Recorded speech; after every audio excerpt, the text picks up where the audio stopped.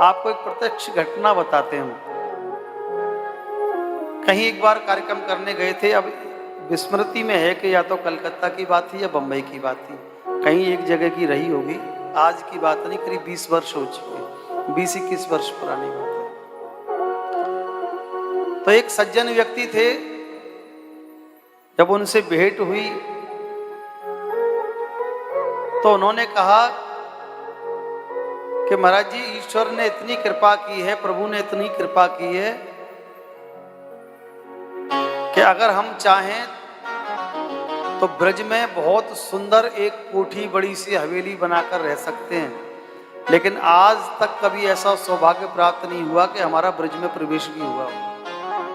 आज तक नहीं आ पाए। लेकिन एक अंतिम इच्छा है, बच्चों से तो कह रखा है, लेकिन पता नहीं बच्चे पूरी करेंगे या नहीं करेंगे। ठाकुर जी आपको लंबी उम्र प्रदान करे, अगर मैं ना रहूं तो आप मेरे बच्चों को इस बात के लिए प्रेरणा जरूर देना। तो जब 2-3 साल के बाद में उनका शरीर, हाँ बंबई की बात है, मलाड की बात है, और वो उनके रिश्तेदार मथुरा में रहते हैं, द्वारकाधीश मंदिर के पास, अभी भी कपड़े के व्यापारी हैं। शांत हो गया 3-4 साल के बाद में, तो हमने उनके बच्चों को कहा कि भाई आपके पिताजी का ऐसा मनोरथ था। तो उनकी पता है क्या भावना थी?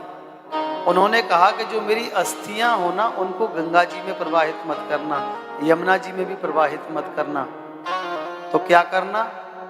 बोले महाराज परिक्रमा लगती है, तो जो दूध की परिक्रमा लगती है मटकी में, तो उस दूध में मेरी अस्थियों को डलवा देना और उसकी परिक्रमा करवा लेना। जब कोई परिक्रमार्थी गिरिराज महाराज का भक्त गिरिराज जी की परिक्रमा दे रहा होगा और मेरी अस्थियों के ऊपर जब उसके चरण पड़ेंगे तो मेरी मुक्ति हो जाएगी। देखो कितना उत्तम भाव है। हर व्यक्ति की भावना ऐसी नहीं है।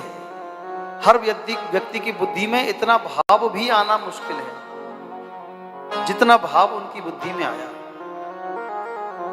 हर व्यक्ति की बुद्धि में आना मुश्किल है, लेकिन उनकी जागृति में है, उनकी चेतना में है।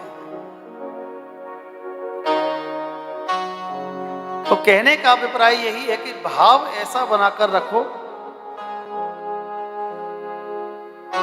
कि गिरिराज जी की सेवा जितनी भी करनी हो वहां जाकर करो।